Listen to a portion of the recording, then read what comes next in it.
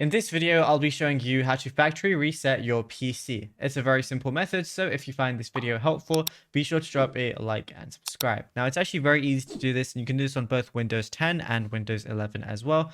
But what I want to go ahead and do is go to search on the bottom, and then I'm just going to type in reset like so.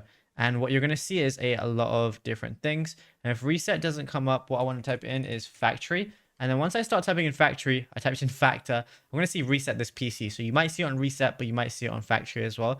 So go ahead and click on that. It's going to bring you to your system settings like so. Then you're going to see reset this PC. It says choose to keep or remove your personal files, then reinstall Windows. So we're going to press reinstall PC. Then we're going to choose remove everything. Then it's going to be getting things ready for the removal.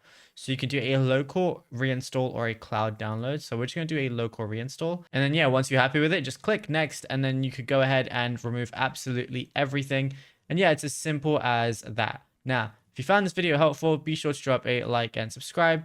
And also be sure to check out all our other tutorials that we've been posting on the channel as well, because there is a lot to go through and you might find something that you don't know about yet.